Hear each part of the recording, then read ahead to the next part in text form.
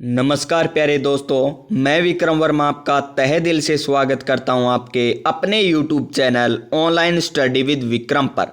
तो प्यारे साथियों, आप सभी स्वस्थ होंगे, मस्त होंगे और अपनी तैयारी में व्यस्त होंगे। और इसी तैयारी को बेहतरीन बनाने के लिए प्यारे साथियों हम कर रहे हैं प्रीवियस ईयर पेपर। क्या कर रहे हैं?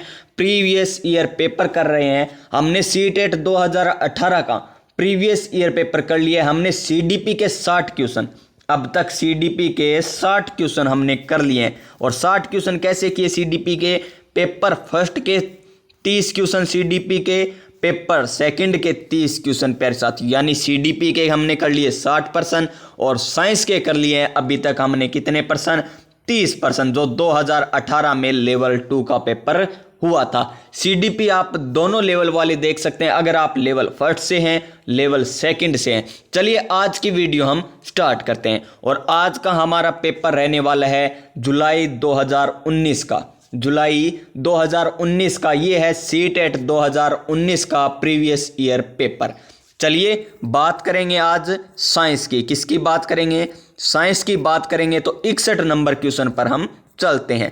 61 नंबर क्वेश्चन है साइंस का पहला क्वेश्चन।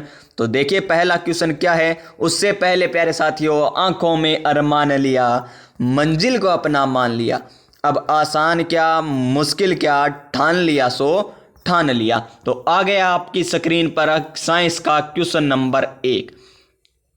किस लेवल की सीटेट में साइंस पूछी जाती है, ये आपको तभी पता चलेगा जब आप प्रीवियस ईयर पेपर करोगे। और वही मैं करवा रहा हूं आपको ऑफिशियल फाइनल आंसर की के साथ, ऑफिशियल फाइनल आंसर की के साथ करवा रहा हूं। देखिए क्वेश्चन नंबर 1। और क्या है क्वेश्चन नंबर 1? मायरा किसी पैकेट को पहुंचाने के लिए 5 किलोमीटर दूरी पर अपनी सहेली के घर साइकिल चलाकर जाती है। देखिए न्यूमेरिकल पूछा गया है पहला, यानी न्यूमेरिकल सीटेट में जरूर पूछे जाएंगे। वो भी पूछे जाएंगे फिजिक्स में, फिजिक्स से न्यूमेरिकल आपसे जरूर पूछे जाएंगे। इस पेपर में आपको लगभग 2 या 3 न्यूमेरिकल देखने को जरूर मिलेंगे। चलिए क्वेश्चन आगे पढ़ते हैं।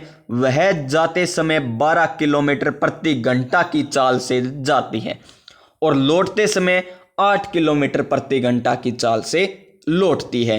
तो प्यारे साथियों, उसकी समस्त यात्रा की औसत चाल हमें बतानी है। और आप इसे किस प्रकार हल करोगे? हमें पता है चाल बराबर क्या होता है? दूरी बटा समय। चाल बराबर है दूरी बटा समय होता है। चाल बराबर है दूरी बटा समय होता है। इस सूत्र को लगाकर इसे हल करोगे ना, तो इसका आंसर निकल के आएगा 9.6 किलोमीटर प्रति घंटा। इसकी औसत चाल की कितनी निकल कर आएगी? 9.6 किलोमीटर प्रति घंटा। ये एक न्यूमेरिकल है। और एक आपको लास्ट में देखने को मिलेगा, लगभग 90 नंबर जो क्वेश्चन होगा वो आपको देखने को मिलेगा न्यूमेरिकल का। चलिए नेक्स्ट क्वेश्चन की बात करते हैं। शानदार क्वेश्चन है, इस लेवल के सीटेट में पूछे जाते हैं। ऐसे नहीं कि दूरी का मात्रक क्या हो गया, इस प्रकार नहीं। यहां पर देखिए किस प्रकार का क्वेश्चन है। निम्नलिखित में से किस समुच्चय में केवल दूरी मापने के मात्रक हैं? हमें 4 ऑप्शन दे रखे हैं। Option number 1, 2, 3, 4।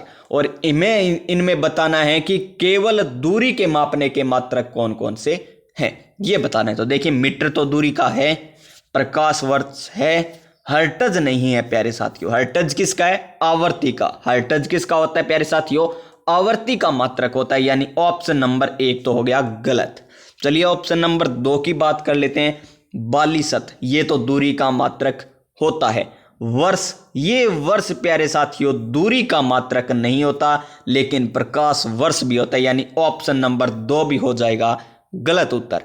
नंबर 3 देखिए, बालिशत होता है प्यारे साथियों नंबर 3। नंबर 2 पर है मीटर, ये भी होता है। नंबर 3 पर है प्रकाश वर्ष, ये भी होता है। यानी तीनों किसके दूरी के मात्रक हैं? बालिशत, मीटर, प्रकाश वर्ष, ये है दूरी के मात्रक जो ऑप्शन नंबर 3 में हमें दे रखा है। यानी इस क्वेश्चन का राइट आंसर हो जाएगा ऑप्शन नंबर 3। क्या हो जाएगा? Option number 3। ऑप्शन नंबर 4 क्यों नहीं होगा? क्योंकि इसमें फिर से हर्ट्ज दे दिया गया है। यानी क्वेश्चन नंबर 62 का सही आंसर होगा option number 3। Option number 3। Question number 63 देखिए और क्वेश्चन ध्यान से पढ़ लीजिए। समीर अपने कंचे, यहां पर देखिए चारों ऑप्शन आ चुके हैं। समीर अपने कंचे यानी गोली को फर्श पर बिछे 3 विभिन्न पृष्ठों, देखिए समीर क्या करता है, कंचे यानी गोली को फर्श पर बिछी 3 विभिन्न पृष्ठ है। एक तो वह तनी हुई सेलोफोन सीट, एक क्या है, तनी हुई सेलोफोन सीट है प्यारे साथियों। सेलोफोन सीट किस प्रकार होती है, ये सीट होती है एकदम चिकनी, किस प्रकार होती है, एकदम चिकनी होती है। कालीन, कालीन क्या होती है प्यारे साथियों, खुरदरी होती है जिस पर डिजाइन किया होता है, जैसे बेड शीट हो गई ना, उसी प्रकार कालीन होती है। कालीन आ गई, ठीक है प्यारे साथियों। फिर बात करते हैं समाचार पत्र, फिर आ गया समाचार पत्र, यानी समीर क्या करता है, गोली को किस किस पर लुढ़काता है, एक तो आ गया सेफ्लॉन शीट पर, एक आ गया कालीन पर, एक आ गया समाचार पत्र पर। अब बताना है हमें, कंचे पर लगने वाला घर्षण बल बढ़ते क्रम में किस प्रकार होगा, बढ़ते क्रम में किस प्रकार होगा, यानी घर्षण बल सर्वाधिक किस पर लगेगा, ये हमें बताना है प्यारे साथियों। तो देखिए सर्वाधिक किसे पर लगेगा, कालीन पर लगेगा, क्योंकि ये है प्यारे साथियों खुरदरी कुछ, क्योंकि इस पर डिजाइन बनाया होता है। तो घर्षण बल किस पर सर्वाधिक लगेगा, क्योंकि घर्षण बल वही होता है जो रोकने का प्रयास करती है ना आपस में, जैसे वस्तु गति कर रही है उसे कोई रोकने का प्रयास कर रही है कोई सतह पर, तो वो होता है घर्षण बल। तो रोकने का सर्वाधिक प्रयास किस पर होगा, कालीन पर होगा, यानी सर्वाधिक घर्षण बल किस पर लगेगा, कालीन पर लगेगा। उससे कम किस पर लगेगा, समाचार पत्र पर लगेगा। और सबसे कम किस पर लगेगा, ये लगेगा सेलोफेन शीट पर, क्योंकि ये चिकनी होती है। तो देखिए सबसे कम सेलोफोन शीट, उससे ज्यादा समाचार पत्र, फिर है कालीन, यानी हमें बढ़ते क्रम में बताना है ना, तो सबसे कम, फिर उससे ज्यादा, फिर उससे ज्यादा। तो ऑप्शन नंबर 3 हो जाएगा इस क्वेश्चन का राइट आंसर। तो चलिए नेक्स्ट क्वेश्चन की बात करते हैं। यह भी क्वेश्चन आपको समझ में आ गया होगा, शानदार क्वेश्चन है प्यारे साथियों। इस प्रकार क्वेश्चन नहीं पूछे जाते, सूत्र क्या होता है, मात्रक क्या हो जाए, देखिए किस प्रकार ये किस लेवल तक का सीटेट में क्वेश्चन पूछा गया है। कोई पिंड रेखिकित किसी एक समान वेग दे दिया ना हमें, यानी वेग को हमें नहीं बदलना है, वेग को नहीं बदलना है, से गतिमान है। यदि समय एक्स एक्स को निरूपित किया जाए, देखिए ये हो गया हमारा ग्राफ, ये हो गया एक्स एक्स और ये हो गया वाई एक्स, और समय कह रहा है एक्स एक्स को निरूपित करता है, ये हो गया समय हमारा।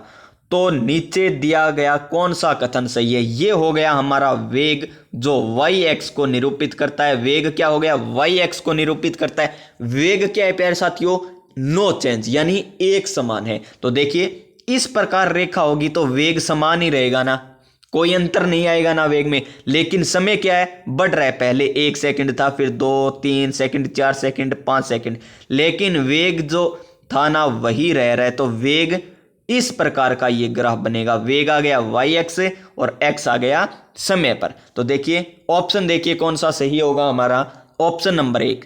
इस गति का दूरी समय ग्राफ एक्स एक्स के समांतर एक सरल रेखा होगा। क्या दूरी समय में है, नहीं है। फिर देखिए वेग समय में, ये रहा वाई एक्स के समांतर एक सरल रेखा है। क्या ये वाई एक्स के समांतर है, नहीं प्यारे साथियों, ये है हमारी एक्स एक्स के समांतर रेखा। देखिए ये हो गई एक्स एक्स और ये है इसके समांतर। तो किसके समांतर है ये रेखा, एक्स एक्स के समांतर है। तो ऑप्शन नंबर 4 देख लीजिए, इस गति का वेग समय ग्राफ एक्स एक्स के समांतर एक सरल रेखा होगा। जी हां, यही इस क्वेश्चन का राइट आंसर है, जो कह रहा है कि जो आएगी ना एक सरल रेखा वो किसके समांतर होगी, एक्स एक्स के समांतर होगी। तो ये क्वेश्चन भी आपको समझ में आ गया होगा। तो प्यारे साथियों, आप सभी को पता है सफलता एक दिन में नहीं मिलती, सफलता एक दिन में नहीं मिलती, लेकिन सफलता एक दिन जरूर मिलती है, लेकिन सफलता एक दिन जरूर मिलती है। 65 नंबर क्वेश्चन देखिए, 65 नंबर क्वेश्चन है, शानदार क्वेश्चन। फिर से ये थोड़ा आसान क्वेश्चन कह सकते हो आप। क्वेश्चन नंबर 65 क्या है, निम्नलिखित में से कौन पेट्रोलियम का उपोत्पाद नहीं है। क्या पूछा है हमें क्वेश्चन है, हमें क्वेश्चन पूछा है प्यारे साथियों, निम्नलिखित में से कौन सा पेट्रोलियम का उपोत्पाद नहीं है। क्या पैराफिन, ये तो होता है। कोक, कोक नहीं होता प्यारे साथियों, पेट्रोलियम का उपोत्पाद कोक नहीं होता है। बिटुमेन भी होता है, स्नेक तेल भी होता है, यानी इस क्वेश्चन का राइट आंसर ऑप्शन नंबर 2 हो जाएगा। चलिए नेक्स्ट क्वेश्चन की बात करते हैं, क्वेश्चन नंबर 66। फिर से हमारा शानदार क्वेश्चन आ चुका है प्यारे साथियों, 66 नंबर क्वेश्चन। कौन सा क्वेश्चन है? 66 नंबर क्वेश्चन। और क्वेश्चन क्या है? अमन किसी बंद कमरे में। सबसे बड़ा क्वेश्चन यही है। यहां पर अगर आपने गौर कर ली ना तो आगे कुछ भी दे रखा हो, अमन किसी बंद कमरे की बात हो रही है। किस कमरे की बात हो रही है? बंद कमरे की बात हो रही है। में एक प्लास्टिक की बोतल, एक लकड़ी की चम्मच, एक धातु का चम्मच रात भर रखता है, रात भर रख देता है उसमें एक लकड़ी चम्मच, ठीक है, और एक प्लास्टिक की। कक्ष का तापमान 30 डिग्री सेल्सियस है। जो कमरे का तापमान है ना वो कितना डिग्री है? 30 डिग्री सेल्सियस है प्यारे साथियों। सुबह होने पर वह इन तीनों वस्तुओं के ताप का रिकॉर्ड करता है, जो T1, T2 और T3 है। क्रमशः T1 हो गया प्लास्टिक का, T2 हो गया लकड़ी का और T3 हो गया धातु का।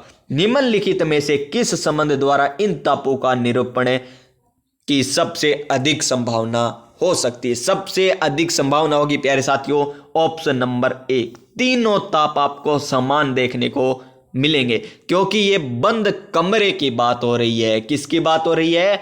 बंद कमरे की बात हो रही है, यानी ऑप्शन नंबर 1 होगा इस क्वेश्चन का राइट आंसर। चलिए नेक्स्ट क्वेश्चन की बात कर रहे हैं। अगर प्यारे साथियों ये क्लास आपको अच्छी लग रही है तो वीडियो को लाइक कर दीजिएगा, और इसी प्रकार की वीडियो अगर आप पाना चाहते हैं तो चैनल को सब्सक्राइब करके पास में जो बेल आइकन है उसे दबा दीजिएगा। 67 नंबर क्वेश्चन देखिए, निम्नलिखित जीवों में से कौन प्रकाश संश्लेषण द्वारा अपना भोजन बना सकता है?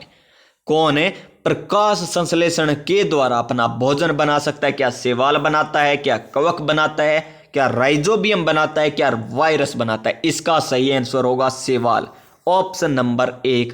बाकी हो जाएंगे प्यारे साथियों गलत, क्योंकि शैवाल हमेशा प्यारे साथियों प्रकाश संश्लेषण द्वारा भोजन बना सकता है। चलिए नेक्स्ट क्वेश्चन की बात करते हैं, क्वेश्चन नंबर 68। फिर शानदार क्वेश्चन है। अगर आप क्वेश्चन को अच्छी तरह पढ़ लोगे ना तो आंसर भी आप अच्छी तरह दे सकोगे प्यारे साथियों। देखिए, निम्नलिखित में से कौन से लक्षण हमें बताने हैं? लक्षण ध्रुवीय भालू, किसके? ध्रुवीय भालू के हमें लक्षण पता होने चाहिए, को चरम शीत अवस्थाओं के अनुकूल बनाने में सहायता करते हैं।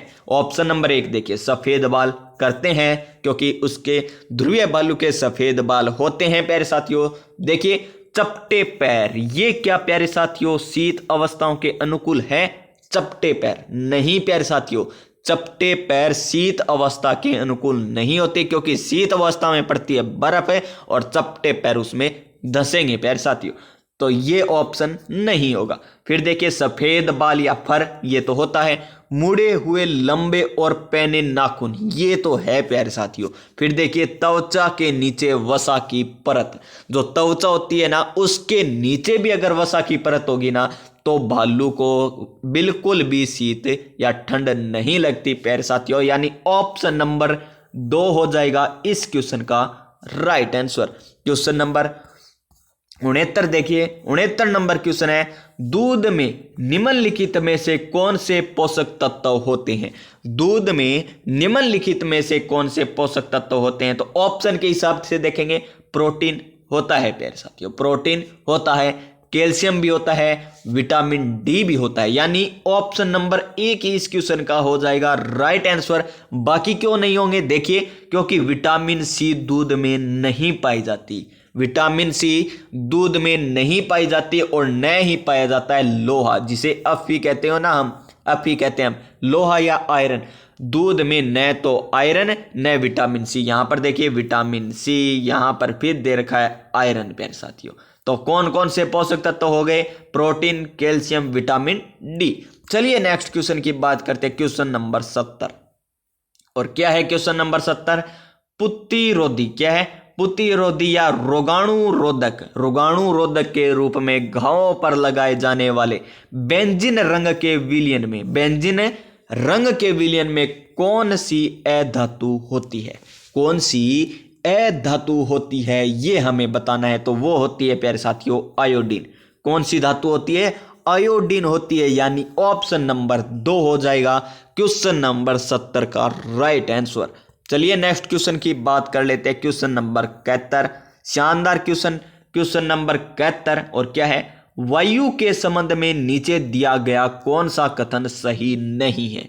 सही नहीं है ये हमें बताना है, इसे हमें हमेशा गौर करना होगा, सही है या सही नहीं है। तो वायु में भार होता है, वायु में भार तो होता है। फिर देखिए, मर्दा में वायु उपस्थित नहीं होती, तो मर्दा में प्यारे साथियों वायु उपस्थित होती है, वायु उपस्थित होती है प्यारे साथियों। मर्दा में क्यों होती है? तो आप देख सकते हैं जहां पर मर्दा में वायु उपस्थित नहीं होगी वो बंजर हो जाएगी, यानी मर्दा में भी वायु उपस्थित होती है। ऑप्शन नंबर 2 हो जाएगा इस क्वेश्चन का राइट आंसर। फिर देखिए 72 नंबर क्वेश्चन देखिए, हमें 2 स्तंभ दिए हुए हैं, एक तरफ दे रखे हैं अंग दे रखे हैं, दूसरी तरफ उसके कार्य दे रखे हैं, और 4 अंग दे रखे हैं हमें, यकृत, अमाशय, पित्ताशय, अग्नाशय। इन्हें हमें मिलाना है कि इसका कौन कौन से का क्या काम होता है। यकृत क्या होता है? यकृत होता है सबसे बड़ी ग्रंथि। यकृत क्या है प्यारे साथियों? सबसे बड़ी ग्रंथि है यकृत। यकृत क्या है? सबसे बड़ी ग्रंथि। फिर देखिए अमाशय, अमाशय में क्या होता है? जहां पर प्रोटीन का पाचन आरंभ होता है। प्रोटीन का पाचन कहां से आरंभ होता है ये आपको पता चल चुका होगा, अमाशय से। कहां से होता है? अमाशय से। और पित्ताशय क्या है? जहां पर पित्त रस से संचित होता है, जहां पित्त रस संचित होता है प्यारे साथियों वो होता है पित्ताशय। और अग्नाशय में क्या होता है? क्षुद्रांश में पाचक रस मुक्त करता है, यानी 1 नंबर, यानी ए में क्या आएगा? 4 नंबर। ए में क्या आएगा? 4 नंबर। फिर देखिए अमाशय में क्या आएगा? 1 नंबर, यानी 2 में 1 नंबर। पित्ताशय यानी 3 नंबर में आएगा 2 नंबर। फिर क्या है प्यारे साथियों? अग्नाशय, अग्नाशय क्या है? 4 नंबर पे, तो इसमें क्या आएगा? 3 नंबर। ये हो गया हमारा मिलान। तो देखिए 4 1 2 3, 4 1 2 3, ये कौन से ऑप्शन में? ये है हमारे ऑप्शन नंबर 2 में। ऑप्शन नंबर 2 में देखिए 4 1 2 3, तो ऑप्शन नंबर 2 हो जाएगा इस क्वेश्चन का राइट आंसर। चलिए नेक्स्ट क्वेश्चन की बात करते हैं, हमारे क्वेश्चन नंबर 73 की। क्वेश्चन नंबर 73 क्या है? कोशिका के विषय में कौन सा कथन सत्य है? हमें क्या बताना है? सत्य कथन बताना है, वो भी कोशिका के विषय में। सभी कोशिकाओं की आकृति गोल होती है, गलत है प्यारे साथियों। गोल भी हो सकती है, अंडाकार भी हो सकती है प्यारे साथियों, ये होती है कोशिकाओं के अनुरूप होती है। तो किसी उत्तक की कोशिकाएं समान होती है, ये प्यारे साथियों सही है। किसी उत्तक की कोशिकाएं क्या होती है? समान होती है, यानी 2 नंबर ऑप्शन होगा आपका राइट आंसर। फिर देखिए क्वेश्चन नंबर 74, फिर शानदार क्वेश्चन आ गया। हमें फिर मिलाना है प्यारे साथियों इन्हें आपस में, तो मिलाइए। खंड ए और खंड बी। इष्ट क्या होता है? इष्ट मुकुलन। इष्ट क्या है? मुकुलन। यह है जनन की विधि, इष्ट मुकुलन विधि द्वारा। आलू में क्या है? कायिक प्रबंधन। आलू में कायिक प्रबंधन। शैवाल में क्या होता है प्यारे साथियों? शैवाल में होता है खंडन। शैवाल में क्या होता है?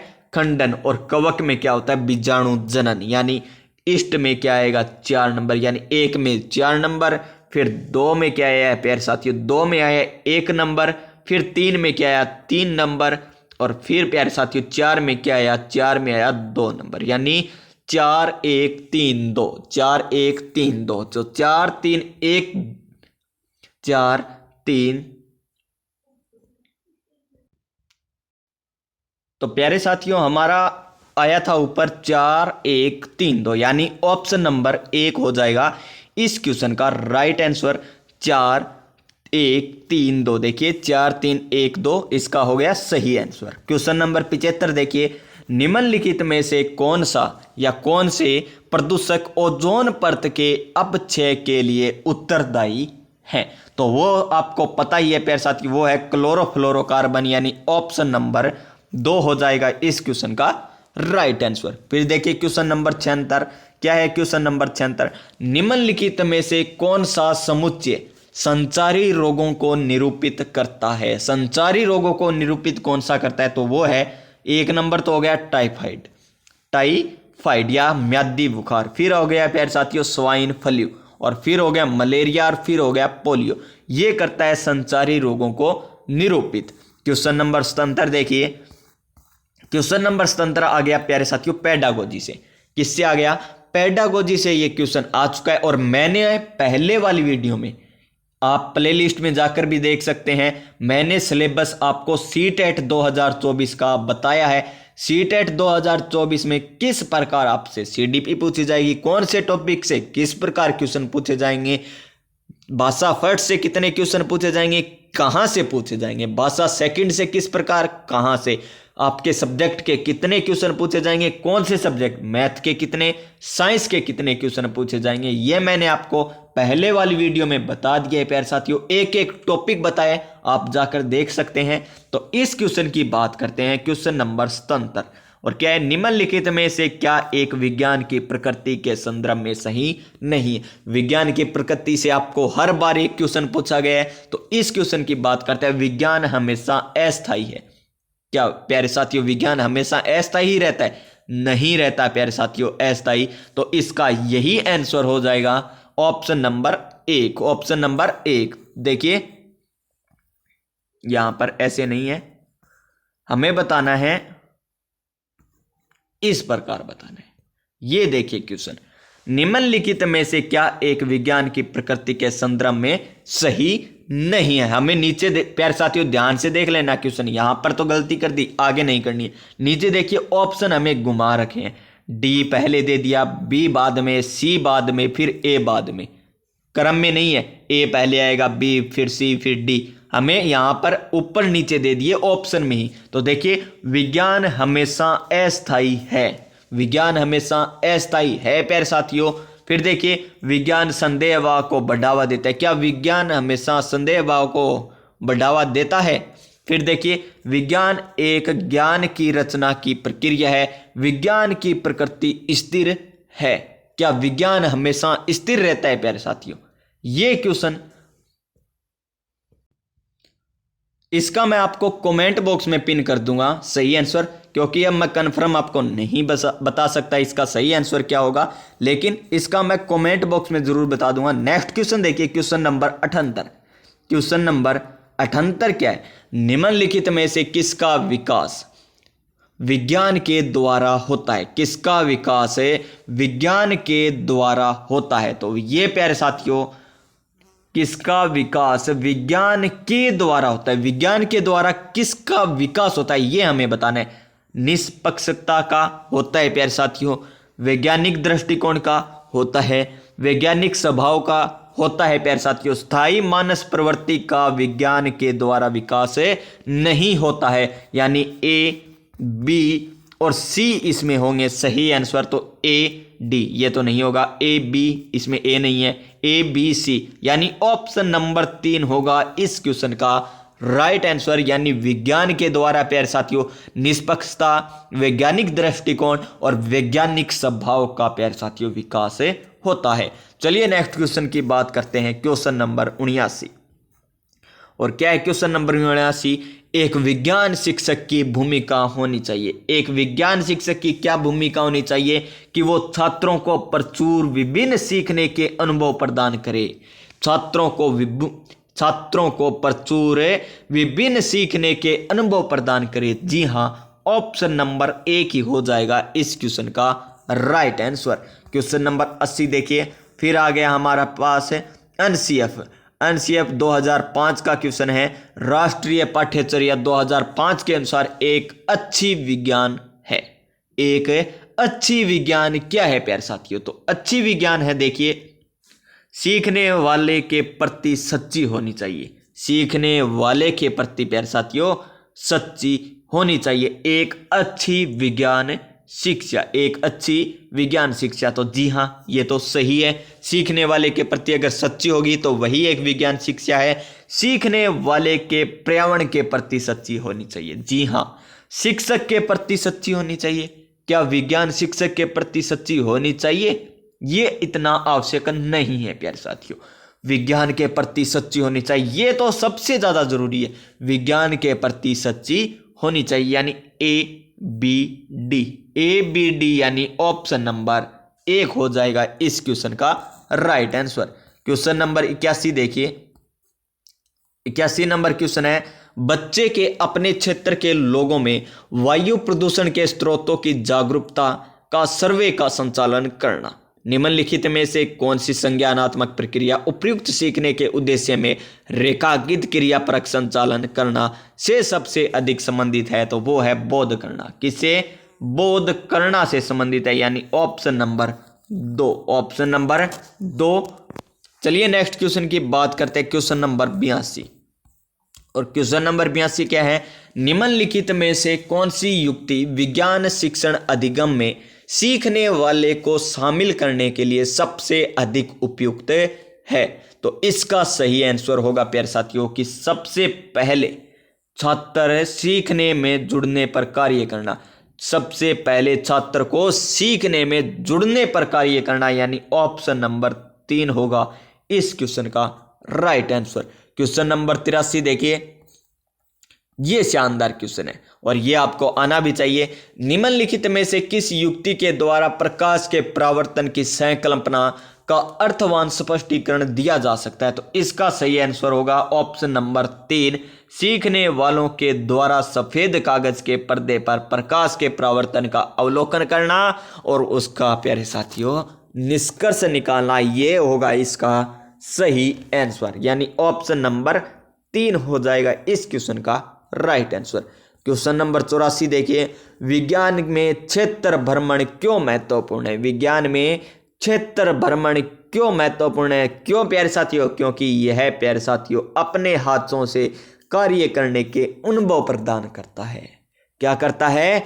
अपने हाथों से कार्य करने के अनुभव प्रदान करता है। कौन सा? भ्रमण। क्योंकि भ्रमण करने जाएगा तो वो अपने हाथों से उसे करके देखेगा कि ये चीज़ क्या है, ये चीज़ क्या है, और अपनी आंखों से भी देखेगा प्यारे साथियों। जो आंखों देखी बात होती है ना, वो प्यारे साथियों हमेशा अच्छी होती है, यानी ऑप्शन नंबर 1 होगा इस क्वेश्चन का राइट आंसर।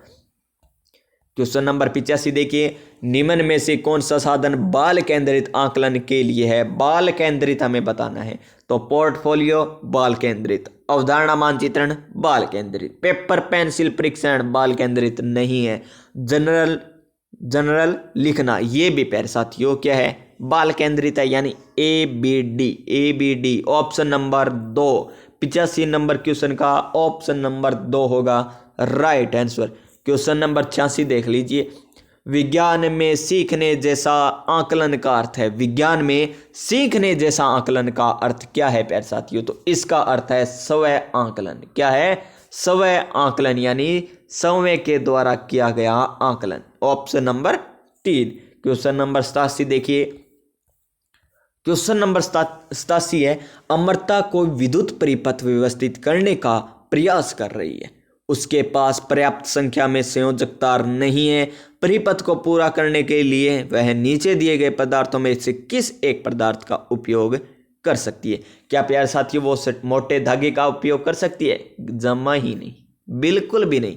स्टील के तार का कर सकती है, कांच की छड़ का नहीं, रबड़ की पाइप का नहीं, यानी ऑप्शन नंबर 2 होगा इस क्वेश्चन का राइट आंसर। क्वेश्चन नंबर 88 सबसे शानदार सबसे महत्वपूर्ण क्वेश्चन है। क्वेश्चन नंबर 88, सही कथन को पहचानिए। हमें क्या करना है प्यारे साथियों? सही कथन की पहचान करनी है। तो देखिए, अवतल दर्पण सदैव ही सीधा प्रतिबिंब बनाता है। क्या अवतल दर्पण सदैव सीधा प्रतिबिंब ही बनाता है? नहीं प्यारे साथियों, ये सीधा भी बनाता है, उल्टा भी बनाता है। तो ये तो हो गया गलत कथन। ऑप्शन नंबर 2 देखिए, अवतल दर्पण सीधा प्रतिबिंब भी बनाता है और उल्टा प्रतिबिंब भी बनाता है, यानी ऑप्शन नंबर 2 हो जाएगा इस क्वेश्चन का राइट आंसर। क्या हो जाएगा? ऑप्शन नंबर 2, अवतल दर्पण सीधा प्रतिबिंब भी बनाता है और उल्टा प्रतिबिंब भी बनाता है, यानी ऑप्शन नंबर 2 हो जाएगा इस क्वेश्चन का राइट आंसर। चलिए नेक्स्ट क्वेश्चन की बात करते हैं, क्वेश्चन नंबर 89। और क्या है क्वेश्चन नंबर 89? चिंटी के डंक में निम्नलिखित में से कौन सा अम्ल होता है? तो चिंटी के डंक में होता है फॉर्मिक अम्ल। कौन सा अम्ल होता है? फॉर्मिक अम्ल होता है, यानी ऑप्शन नंबर 2, ऑप्शन नंबर 2 हो जाएगा इसका राइट आंसर। फिर चलिए आज के अंतिम क्वेश्चन, साइंस के अंतिम क्वेश्चन, और मैंने कहा था लास्ट क्वेश्चन भी आपको न्यूमेरिकल देखने को मिलेगा। और न्यूमेरिकल क्या है, किसी ईंधन के 3.7 kg को पूर्ण दहन करने पर 1.665 इंटू 10⁸ जूल ऊर्जा प्राप्त होती है। मानक मात्रकों में इस ईंधन का कैलोरी मान है। तो क्या उतना होता है इसका होता है प्यारे साथियों, इसे हल करोगे ना तो आएगा 45,000।